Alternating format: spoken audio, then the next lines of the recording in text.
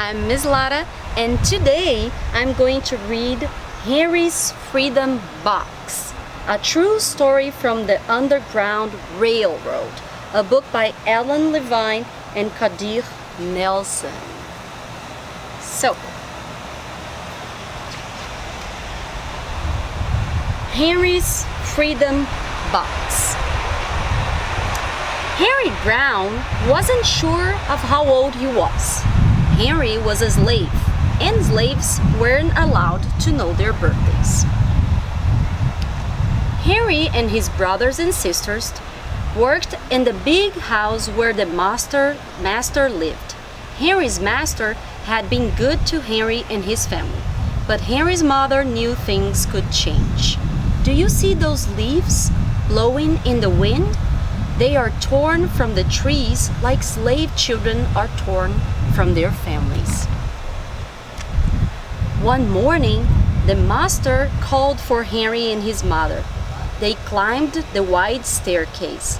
The master laid in bed with only his head above the quilt. He was very ill. He beckoned them to come closer. Some slaves were freed by their owners. Henry's heart beat fast. Maybe the master would set him free. But the master said, "You are a good worker, Henry. I am giving you to my son. You must obey him and never tell a lie." Henry nodded, but he didn't thank him. That would have been a lie. Later that day, Henry watched a bird soar high above the trees. Free bird, happy bird, Henry thought. Henry said goodbye to his family. He looked across the field. The leaves swirled in the wind. Henry worked in his new master's factory. He was good at his job. "Don't tear that tobacco leaf," the boss yelled at the new boy. He poked the boy with a stick. If you made a mistake, the boss would beat you. Henry was lonely. One day, he met Nancy, who was shopping for her mistress. They walked and talked and agreed to meet again. Henry felt like singing, but slaves didn't dare to sing in the streets. Instead, he hummed all the way home.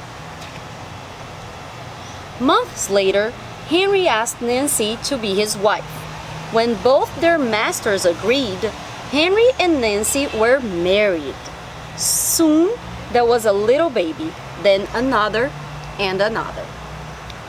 Henry knew they were very lucky. They lived together even though they had different masters. But Nancy was worried. Her master had lost a great deal of money. "I'm afraid he will sell our children," she said. Henry was very still. Henry worked hard all morning. He tried to forget what Nancy had said. His friend James came into the factory. He whispered to Henry, "Your wife and children were just sold at the slave market." "No!" cried Henry. Henry couldn't move. He couldn't think. He couldn't work. "Twist that tobacco!" the boss poked Henry. Henry twisted the tobacco leaves. His heart was twisted in his chest. At lunchtime, Henry rushed to the center of town. A large group of slaves were tied together. The owner shouted at them. Henry looked for his family. "Father! Father!" Henry watched his children disappear down the road. Where was Nancy? He saw her the same moment she saw him. When he wiped away his tears, Nancy too was gone. Henry no longer sang. He couldn't hum. He went to work, and at night he ate supper and went to bed. Henry tried to think of happy times, but all he could see were their carts carrying away everyone he loved. Henry knew he would never see his family again. Many weeks passed. One morning, Henry heard singing. A little bird flew out of a tree into the open sky, and Henry thought about being free. But how? As he lifted the crate, he knew the answer. Henry asked James and Dr. Smith to help him. Dr. Smith was a white man who thought slavery was wrong.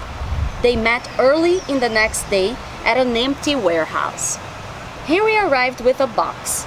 "I will mail myself to a place where there is no slaves," he said. James stared at the box, then at Henry. "What if you cough and someone hears you?" "I will cover my mouth and hope," Henry said. Dr. Smith wrote on the box, "To William H. Johnson, Arch Street, Philadelphia, Pennsylvania." Henry would be delivered to a friend in Philadelphia.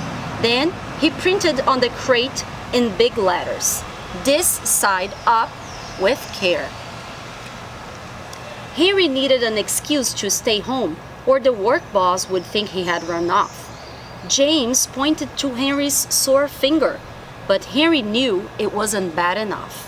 So he opened a bottle of oil of vitriol. "No!" cried James. Henry poured it on his hand. It burned his skin to the bone. Now the boss would have to let him stay home. Dr. Smith bandaged Henry's hand. They arranged to meet the next morning at 4 o'clock. The sun was not yet up when Henry climbed into the box. "Ready," he said. James nailed down the lid. Dr. Smith and James drove to the station. The railway clerk tipped the box over and nailed a paper to the bottom. Dr. Smith begged the clerks to be careful, but they didn't listen. They threw the box into the baggage car. Hours passed. Henry was lifted up and thrown again, upside down. He heard waves splashing. This must be the steamboat headed for Washington, D.C. This ship rode smoothly, but Henry was still upside down. Blood rushed to his head. His face got hot. His eyes ached.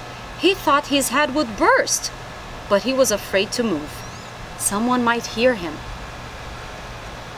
"I'm tired of standing," someone said. "Why don't we move that box and sit on it?" said another. Henry held his breath.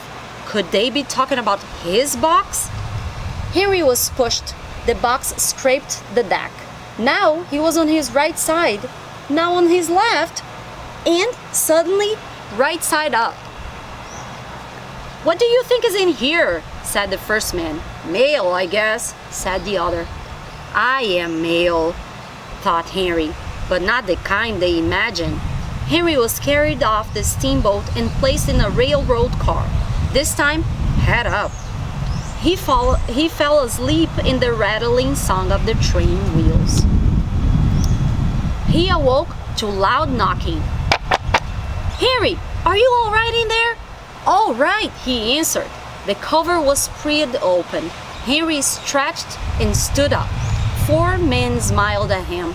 "Welcome to Philadelphia." At last, Henry had a birthday, March 30th, 1849, his first day of freedom. And from that day on, he also had a middle name. Everyone called him Henry Box Brown. The end. I hope you liked. This was Henry's Freedom Box. Bye!